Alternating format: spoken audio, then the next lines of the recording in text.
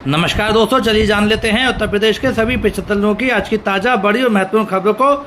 लेकिन उससे पहले वीडियो को लाइक कमेंट जरूर करें और साथ ही ये भी बताएं कि आप इस वीडियो को किस जिले, शहर या गांव से देख रहे हैं। यूपी में बुजुर्ग महिलाओं के लिए आज से रोडवेज यात्रा फ्री। योगी से महिला रोते हुए बोली, अब परिवार वालों के सहारे नहीं रहना पड़ेगा। यूपी में 60 साल या उससे अधिक उम्र की महिलाएं आज से रोडवेज बसों में मुफ्त सफर कर सकेंगी। सीएम योगी ने बुधवार को लोक माता अहिल्याबाई मातृशक्ति योजना की शुरुआत की। उन्होंने बसों को झंडी दिखाकर रवाना किया। सीएम ने लखनऊ के इंदिरा गांधी प्रतिष्ठान में प्रदेश भर से आई बुजुर्ग महिलाओं से बात की। इस दौरान उन्नाव से आई नीता अवस्थी भावुक हो गईं। उन्होंने रोते हुए योगी से कहा, महाराज जी, हम बहुत खुश हैं। अब परिवार वाले पैसा दें या ना दें, हमें मुफ्त में सफर करने को मिलेगा। दूसरी महिला लायका खातून ने कहा, मैं लखनऊ में रहती हूँ, गांव गाजीपुर है, अब वहां भी फ्री में जा सकूंगी। आपको दिल से शुक्रिया। सीएम ने कहा, 27, 28 और 29 अगस्त को हर बेटी हर माँ अपने एक साथी के साथ फ्री में रोडवेज की यात्रा कर सकेगी। इसके बाद बुजुर्ग महिलाओं को आजीवन मुफ्त सफर का लाभ मिलता रहेगा। उन्होंने ऐलान किया कि सरकार अक्टूबर-नवंबर में 50,000 बेटियों को स्कूटी देगी।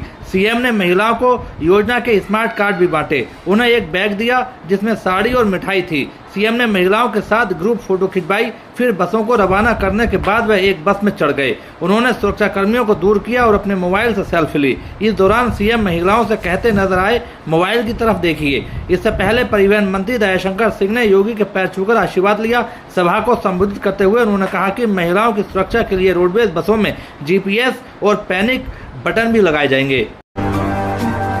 यूपी टीईटी की परीक्षा में 62,000 टीचर असफल, क्या फेल होने पर चली जाएगी नौकरी? यहाँ देखें जरूरी अपडेट। उत्तर प्रदेश शिक्षक पात्रता परीक्षा यूपी टेट रिजल्ट का ऐलान कर दिया गया है। इस परीक्षा में लगभग 62,000 पुराने टीचर असफल रहे हैं। क्या परीक्षा में फेल होने पर उनकी नौकरी चली जाएगी? उत्तर प्रदेश शिक्षा सेवा चयन आयोग की ओर से 26 अगस्त को उत्तर प्रदेश शिक्षक पात्रता परीक्षा यूपी टेट रिजल्ट 2026 जारी कर दिया गया है। आयोग की ओर से यूपी टेट 2026 की परीक्षा उत्तर प्रदेश के 60 जनपदों में 955 परीक्षा केंद्रों पर आयोजित की गई थी।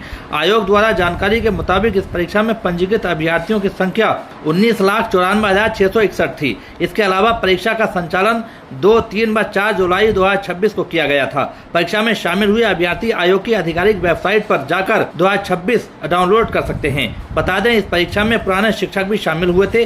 जानकारी के मुताबिक यूपी टेट की परीक्षा में 62,000 शिक्षक असफल घोषित किए गए हैं। यूपी टेट प्राथमिक स्तर की परीक्षा में शामिल हुए 1,22,405 शिक्षकों में से कुल 93,387 शिक्षक पास हुए हैं। यानी प्राथमिक स्तर पर शिक्षकों का उत्तीर्ण प्रतिशत कुल 79.29% रहा। इसके अलावा उच्च प्राथमिक स्तर पर 1,46,394 शिक्षकों में से 1,13,384 शिक्षक पास हुए हैं। उच्च प्राथमिक स्तर पर शिक्षकों का उत्तीर्ण प्रतिशत 77% रहा। 62,000 टीचर हुए फेल। इस बार की यूपी टीईटी की परीक्षा में पुराने शिक्षक भी शामिल हुए थे। कोर्ट के आदेशानुसार पुराने टीचर को भी यूपी टेट की परीक्षा पास करना अनिवार्य है। ऐसे में इस बार की यूपी टीईटी की परीक्षा में लगभग 62,000 टीचर असफल रहे हैं। परीक्षा में फेल होने के बाद स्कूलों में कार्यरत शिक्षकों के मन में ये सवाल जरूर आ रहा होगा कि क्या परीक्षा में असफल होने के बाद उनकी नौकरी चली जाएगी। बता दें, जो शिक्षक यूपी टीईटी की परीक्षा में असफल घोषित किए गए हैं, उन्हें आयोग की ओर से दोबारा मौका दिया जाएगा। वह टीईटी की परीक्षा में दोबारा शामिल होकर अपने प्रदर्शन को बेहतर कर सकते हैं। साथ ही उन्हें नौकरी से नहीं हटाया जाएगा। हालांकि साल 2028 तक शिक्षकों को टीईटी की परीक्षा पास करना अनिवार्य है। सहारनपुर में घर से भागी 478 लड़कियां, सामने आई हैरान करने वाली वजह। एसएसपी बोले, अधिकतर मामलों में यही होता है। सहारनपुर में पिछले 4 सालों में 478 नाबालिग और युवतियों के घर छोड़ने के मामले सामने आए हैं, जिससे पुलिस प्रशासन और परिवार चिंतित हैं। जिले में नाबालिग और युवतियों के घर छोड़ने के बढ़ते मामलों ने परिवारों के साथ पुलिस प्रशासन की चिंता भी बढ़ा दी है। पुलिस रिकॉर्ड के अनुसार पिछले 4 साल में 478 बेटियों के घर छोड़ने के मामले सामने आए हैं। इनमें बड़ी संख्या में किशोरियों और युवतियों की है। 2026 में अब तक 30 से अधिक मामले सामने आ चुके हैं। सबसे अधिक 137 मामले साल 2023 में दर्ज हुए थे। आंकड़े बताते हैं कि समस्या लगातार बनी हुई है और इसके पीछे बदलते सामाजिक परिवेश के साथ सोशल मीडिया की भूमिका भी तेजी से बढ़ रही है। जिले में बेटियों के घर छोड़ने के बढ़ते मामले परिवार और पुलिस प्रशासन के लिए गंभीर चिंता का विषय बनते जा रहे हैं। पुलिस रिकॉर्ड के मुताबिक साल 2022 में 85, साल 2023 में 137, साल 2024 में 126 और साल 2025 में 100 बेटियों के घर छोड़ने के मामले दर्ज हुए। साल 2026 में अब तक 30 से अधिक मामले सामने आ चुके हैं। आंकड़े भले ही साल दर साल अलग रहे हों, लेकिन हर साल बड़ी संख्या में बेटियों के घर से चले जाने की घटनाएं सामने आना गंभीर सामाजिक चिंता का विषय है। कई मामलों में किशोरियों और युवतियों की इंटरनेट मीडिया प्लेटफॉर्म पर हुई दोस्ती बाद में भावनात्मक रिश्ते में बदल जाती है।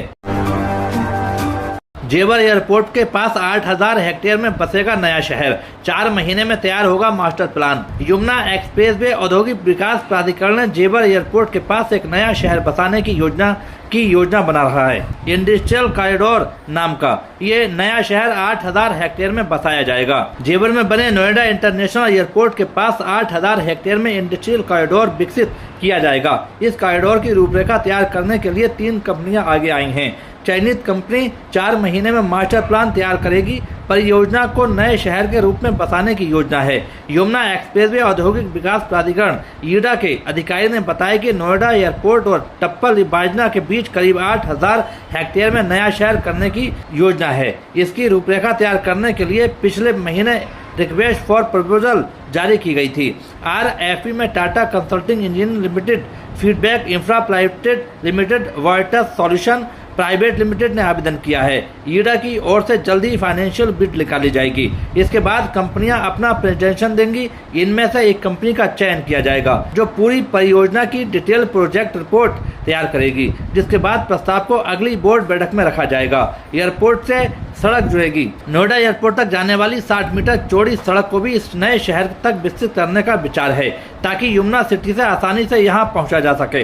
वहीं ग्रेटर नोएडा वेस्ट की 130 मीटर चौड़ी सड़क को भी नए शहर से जोड़ने की तैयारी है। नया शहर विकसित होने के बाद अलीगढ़ का डिफेंस कॉरिडोर एयरपोर्ट से जुड़ेगा। एक परिवार एक पहचान, जूता मोजा योजना के लाभार्थियों के लिए बड़ी खबर, बदल गया नियम। सरकारी योजनाओं के पात्र लाभार्थियों तक 100% पहुंच सुनिश्चित करने के लिए फैमिली आईडी यानी एक परिवार एक पहचान अभियान में तेजी लाई जाएगी।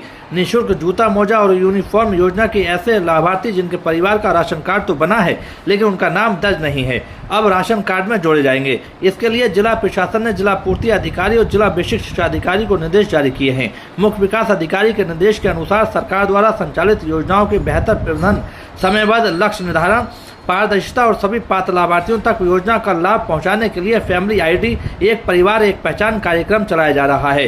ये शासन की महत्वपूर्ण योजना है जिसकी प्रगति की नियमित समीक्षा सीएम डैशबोर्ड पर की जा रही है।